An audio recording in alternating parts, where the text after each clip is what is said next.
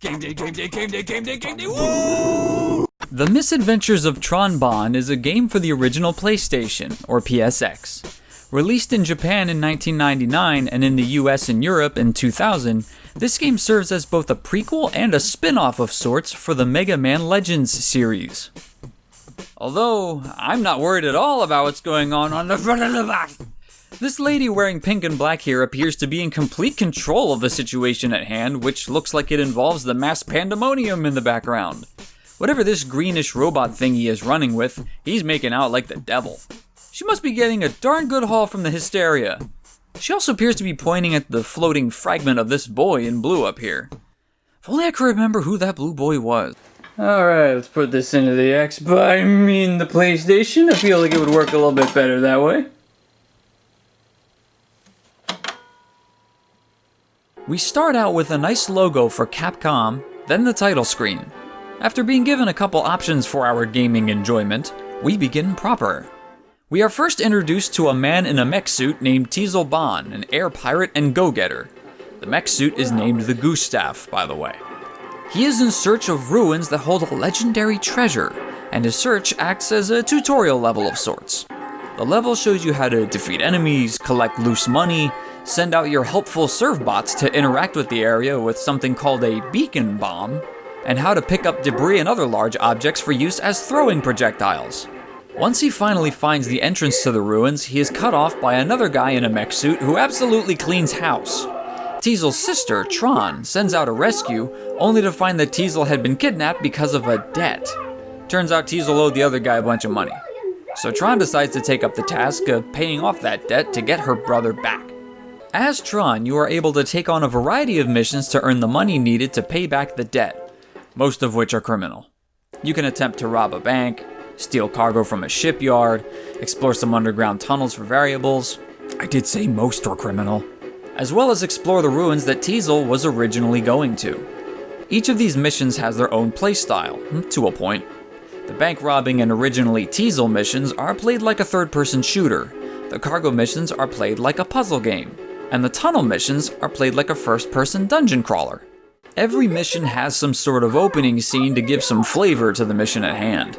For example, the bank robbing mission starts out with Tron and her gang accidentally showing up in front of an animal hospital instead of a bank. No animals were harmed in the making of this scene. So they decide to just ransack whatever happens to be around them, like the neighboring houses and the neighboring neighbors. The cargo missions involve stealing boxes of freight from a seaside harbor. Tron pilots a modified Gustav to pick up, haul, and drop the cargo boxes into the ship they, borrowed for this mission. You only have so many times you can pick up boxes, as well as how far you can carry said boxes, so some good strategy is involved to get every box loaded up. As the rounds progress, the game throws in some useful gimmicks like a crane, a forklift, and conveyor belts. These are all things you can actually find at real seaports and warehouses, so bonus points for the extra accuracy. The underground missions involve bringing a few serve bots into an underground labyrinth to excavate valuables before other people beat you to them. The Gustav won't fit into the narrow tunnels, so Tron built a flying device with a camera so she can monitor and guide her serve bots on through. The tunnels and caves were not left unguarded, however. There are traps scattered throughout the tunnels to stop unprepared explorers in their tracks. There are also dormant machines called Reaver bots that activate when intruders get too close. They will attack the unsuspecting explorer in various ways, making any trek for their valuables dangerous. These dungeon crawler levels have some awesome bosses, by the way. One of them has massive arms that smash down onto any intruders. He's a fast son of a toaster too. Paired with fire traps scattered around the considerably small arena and the daunting boss music, this guy is terrifying. Another boss is a whole army of Reaver bots, with one commanding them all. This is also daunting because the whole battalion moves intimidatingly slow. It's like they know they are going to kick your pink-skirted ass. The last boss is some huge son of a George Foreman grill that will knock you the hell out. He can stun your serve bots and spray fire around him, so bring healing items and dance with this devil. The bank robbing missions are easily some of the most fun missions. The first mission has you running around a little hamlet taking literally everything that isn't nailed down. You can steal stuff from the houses, the trees, the mailboxes, the animal hospital, and even the police vehicles. Oh yeah, the police try to stop you, but just make for more pickings. A lead female officer named Denise will show up to arrest you, but she's considerably squishy and you're in a mech suit. You do the math. The second time around, you have to make your way to the bank.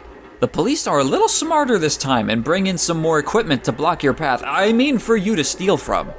Once you get to the bank, Denise shows up with more police to take you down. Not going to lie, she really can this time. She's had some enhanced police training that lets her wrestle you in your mech suit down to the ground. She's kind of a badass here. Take her and her badge buddies out, and the bank stuffs are yours. Time for round 3, and even though Tron got the bank landing right, the police were one step ahead and removed the bridge. You will work your way around the mountainous region, liberate everyone of their valuables, figure out how to get past some admittedly tough police armory, and ultimately get to that damn bank. Once there, Denise shows up in her own police issue mech suit to beat you the hell down. You're under arrest. This is one of the toughest fights in the game, which made me respect Denise. She went from absolute pushover to equal match in 3 rounds. Bonus points. Once you've saved up enough simoleons to pay off the debt, the walking outhouse of a debtor gladly takes your money before reminding you that loans have interest and that his rates are higher than America's level of disappointment circa 2016. He headbutts you out of his flying ship, causing you and Tron to fall through the sky and conveniently land back at her home base, safe and sound, with double the initial debt to pay back now. Thank you for choosing Bank of America. Being that Tron now needs to work up more green, a few more methods for making it are opened up to you, which include stealing more boxes from a different harbor, raiding a farm for its livestock, and gambling at a casino. The harbor one is kind of like a hard mode of the first harbor missions you may or may not have done, and the gambling mission is comprised of a few number games. The farm mission, however, is widely regarded as the collective fan favorite. The farm you raid is actually partly owned by the double-wide debtors, so hey, 2 birds with 1 stone! You will target pigs, cattle, and horses, all with the adorable commentary and action of the servbots. Look, it's a piggy, a piggy. Oink, oink. You pigs, right? Can't you guys sit still and be quiet even for a few minutes?